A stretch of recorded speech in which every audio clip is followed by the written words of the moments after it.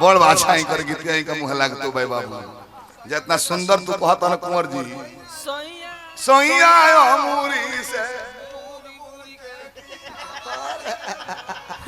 इतना सुंदर लगता हमरा मन करता कि सुनते रहती हूँ वैसे लो मुंह बनावत रहे हेपर लेके लगावत रहे वो नहीं खनी मन लागो ना देखो जो क्रिश्चियन लोग बा क्रिश्चियन लोग का टीका देखले बड़ा लाल ना करे लालू एकदम सफेद जितना तू नचनिया के उठ बोरत रह तू हमार लगे एक बेर रही तो खाली दू बेर ठोके कर लिपस्टिक वापो एकदम चमकीला चंदन निकली भाई फगुआ में किरकिरी लगौले बड़े सफेद ना पहला बेर तनी भरमट महिला रहेला ओकरा बाद ठीक हो जाला फायदा करी फायदो कर रहा उदय के पर्दारी मत करो उदय हमने के तीन जने के मौसा कहले उनका पर्दारी छोड़ दो लइका हम बाकी तू तारा हौसन ना बोल जे कहत रहे चार गो मौगा हले के घुमल फिर मौ भैया मन के रहो तारा ई लइकन से देख लइकन से बोल तारा कौन लइकन से बोलता नहीं हमरा तारा कोनो लइकन से मतलब के का कहल हो तू लइकन से बोलत तारो तई उदंड बोले त न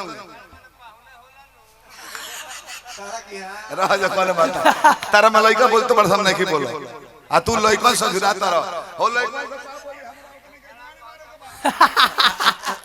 हमारा काम मतलब हम लंगड़ आदमी बने हमरा से दौड़ जाइए खेत में जाइए ना अच्छा तू बताओ कुंवर भाई तू तो इतना फुहर बोल बड़ा कि पनहु भुला लगाऊ खोजी पारा ईमानी ना कोनो बात नहीं हां हां गोलर होकर जवाब देबे तो पहले जन नहीं जवाब देबे तो ऐसा कि भैया देखी हम झूठ ना बोले बाबा सबे हां जी हमार नए नए बियाह भई रहे जन्नी लड़की से ना मुर्गी से भई रहे मांडन में बेचीली जन्नी बियाह शादी भइल हमार 19/5/2002 आ 20 के गोनई कुंवर जी से रहे कहने कि आओ 19 के दुगो लगा दे जाओ एगो और बियाह कर दे तनी हमर बियाह हो जाई गइले त कहने कि सवेरे मिल के जई हो हां आ दुल्हन के भोरे विदाई हो गई हां आ घरे 15 गो मेहरारू कुल जुटल बड़े से हितई पर तई के बाबा हम कहनी कि री दादा सुहाग रात के दिन है आज हमार प्रोग्राम बा तो हम जाए कैसे हां प्रोग्राम में तो 4 बजे निकले पड़ी नु तो सोचनी कि रहो गोपालगंज ला नयका घरवा खाली बा मौगी के बैठौनी गाड़ी में लेके चल गई नी आ जेऊ 8 बजे अभी अब सोनी के मेहरारू से बोल बतिया ले जेऊ अभी स्टार्टिंग कोई नी आ तले 8:20 में पहुंचत रहे ओ भेंदा कमाड़ी खोलो अब रवा से बताएं जे अपना धर्म पत्नी से पहला भी बातचीत करत होके क्योंकि वो बहरी ठकठकाई पटीदार दिया तो खोली कमाड़ी बोलो आधा घंटा के बाद 8:40 में हम निकले तनी होने से आई घामा खड़ा बड़े गेट के बहरी भैया प्रणाम चुप रह अब हेंदा तार दिमाग बाकी ना आधा घंटा से बहरी खड़ा कर ले बड़ा हमर से धूप लागत हवे हम प्रोग्राम में जाम कि ना जाए कहीं जाए तो गलती हो गई अच्छा जाए तो अब हेंदा का करतल हो तो हम केंगा बताई का करतनी हां कहने की देखो भैया हम तनी चटनी कुचत रहनी हम चटनी तले हमर मौगियो मुंह पोछत निकलल बहरी कुसुम जोम ई का करतल है भेन का तो वो कह देला सुनले कहल कि चटनी कुचत रहले हम चटनी तो ई कहत रे कि तो हमरो के चटावल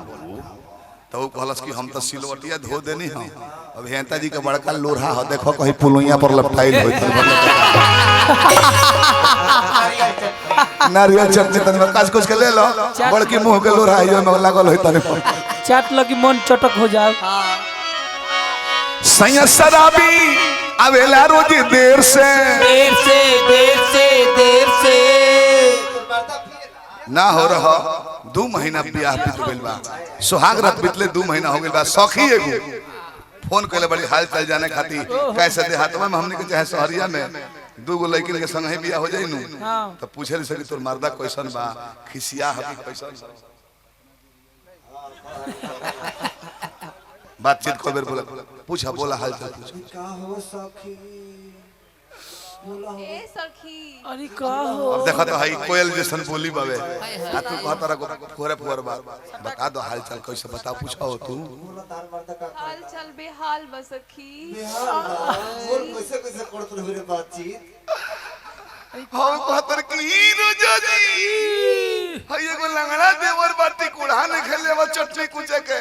काटी कोढ़ा कुचे बुए कोला आदमी लायक ना होई पिंकी हो है ना ना है तुमको बड़की लंगड़ा आम है के थुथुरिया के कुछ द चटनी ती कोढ़ा के चटनी होई बड़की लंगड़ा आम होला कतनो खोई निहार होकबो आधा सधाओ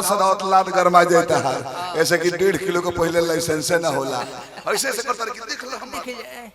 तारा सब हमर हाइड्रोसिल हम सब के खरमास में कटवावे के बौकला के क्वेश्चन बता दो मर्द के बारे में दारू पियता हाँ जी अरे कतना कोहरा तरी बरे कहत ई राजा जी ए राजा जी खाली राजा जी के देखो तारू आज मुकुट पहन के महाराजा जी बड़ा इनका करना खुदा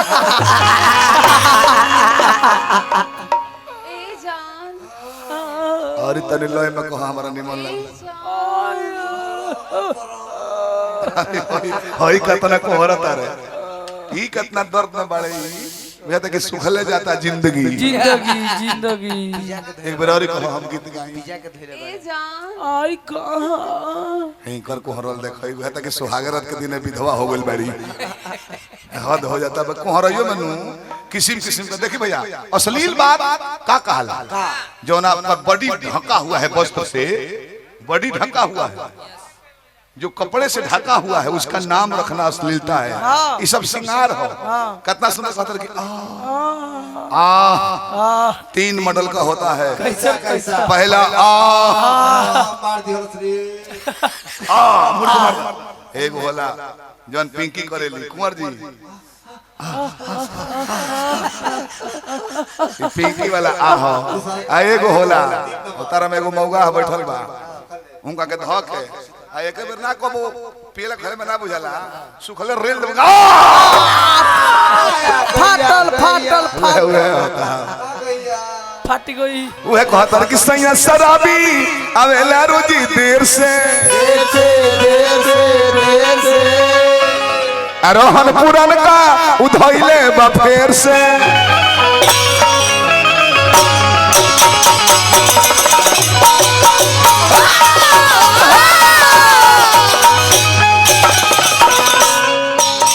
अभी ठलाली लगा के टीका कोइले बड़े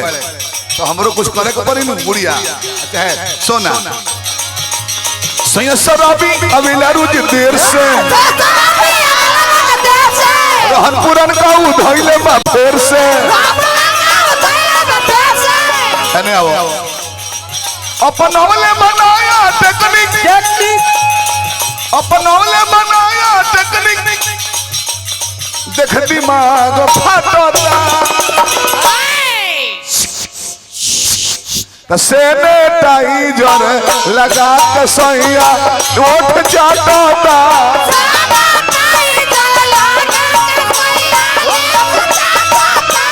सैनिटाइजर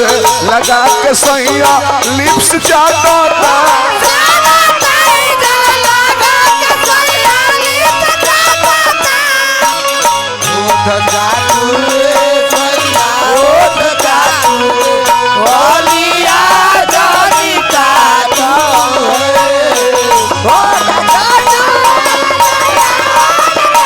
आराम से जाइए ना कहब माइक पर हम ना कहब हट के कहब इनको मौगी गावेले कि फगुआ बीतल आइल चोइता कुंवरवा रोज रोज धावता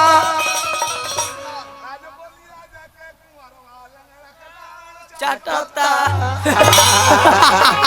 सैनिटाइजर लगा के सैया हमार लिप्स चाटता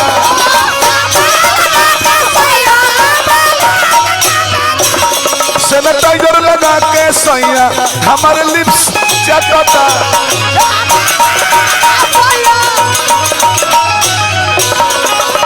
यार से जब तू ससुर में आइलू कोई बजे दिया बुता लाजो न लागे तारा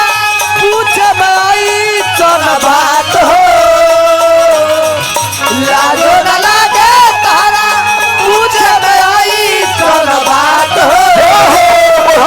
ऐसे बलम के तोरा सुताइलू देवारी में किली लगू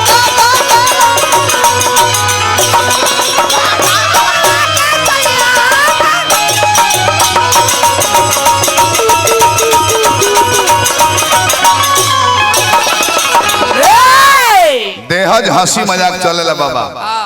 दुगोला हो एगो हमें का घर के लोग के बोले बनी देह तारा से हंसी मजाक करे भाई हो भौजाई से ले चल जे हंसी मजाक इनका में एक जना कहले है कि दू गो लेके आइल बड़े गांव भर के कहना ले ले आइल हो अब कौन जना रहले रह जा जाए तो भैया हम तो गांव भर के लेके चली आए आके नची है तारो लो पर खुश बानी तू लो एगो से बेसी ना ले आवलो हमने कहते गांव भर के लेके चल जाब जा बाकी तू कितना ईमानदार हो एके गो ले आवे लो बाकी खास घर ही के ले आवे लो बहुत सुंदर बा हमरा बात हमरा में कोई गलती नहीं करल खास घर ही से ले आवे ले हम तो गांव जवार से लेके आइले 12 सब बबुआ बन कहता कि बन म ई टन च मार लिया वेले कहता बन मत बिगाड़ दे अब ना चौथी लो और बिगाड़त 12 साल भइल न तेरे साल बिगाड़ते न बड़ा हमरा के हम तपेश्वर चौहान है कि एक डिजाइन जानी ले बाकी तार कहे के स्टाइल को निमन में कहता बन मत बी के पहले और कहो हमर अरबी नाम हनु कहता बन मत बिगाड़ दे का बिगाड़ बड़ो नीचे का बिगड़ ले बा भाई ये 3 आदमी सुरक्षित बा लो अब आके दांत ही काट ले तो बिगड़ न अरे जाना जा हो गावत कम बड़ा हवा बढ़ी बांधता रहो आ तार संग ओसने दू जना बाल होइलो बारी महाराज हमरा मही गरीब बलिया के लेके हमें सो खाना पीना अपन भोजन चलाओ तरह से गावा जाके हो दल में रूप रेखा देख लियो लोग देख लिया ओ तो राम विलास के खास चिराग के भाई हो एगो मनोज तनी दब घर के बड़े गरीब घर के खाए कमाए वाला हमने ने मनोज बड़े ना तो औरी दल एगो मनु बाबा दुनु जना बोलिया कहले ई हेलो तनी गरीब पड़ता ना तो हौ बबुआ हौ हने लाल जी बैठे बड़े के हमें चिंता नहीं है राहो राधा चरण सेठ आरा जिला चेयरमैन उनकर साड़ू भाई हौ एगो बैठे बड़े हने बड़का मुड़िया आला अरे वो नरेंद्र मोदी के नजायज जामल है रक्त के नरेंद्र मोदी के नजायज जामल जो साड़ू को लेकर हमने का लगाता रहे ना हई लड़का ठीक बा हई हई बबुआ तारा में ठीक बा घूरा राम के भाई हमें मैं अति पार्टी में भगवान तालो के बनोदर नहीं आता ना धनिक होके कोनो ही गावता लो कुंवर जी जिला परिषद गावता नहीं एकरा खातिर कोटि कोटि अभिनंदन बा ठीक ठीक ठीक अब लयदारी ज्यादा गवाई ना नू का गौरी गावल जाई ऐसे कि एक आध को सोहरो जरूरी है बाद में नू नन गलती ना बाबा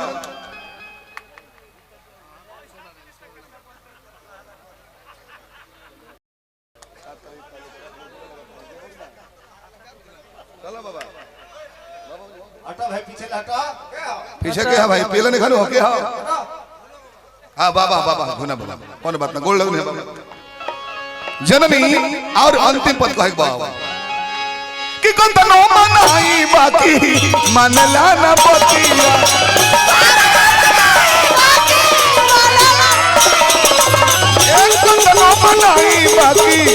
मनला ना रोज रोज आदत बा रोज रोज के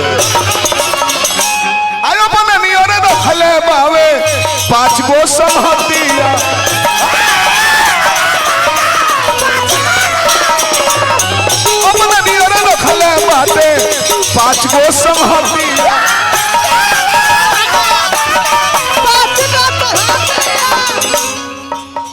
बलिया जिला के ही नियम ना हो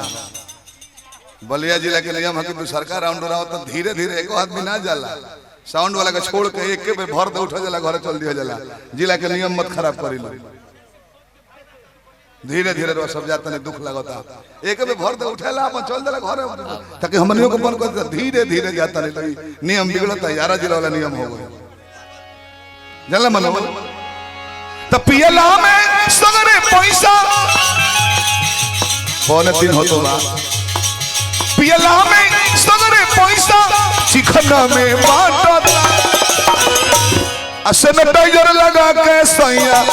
हमर लिप्स चटा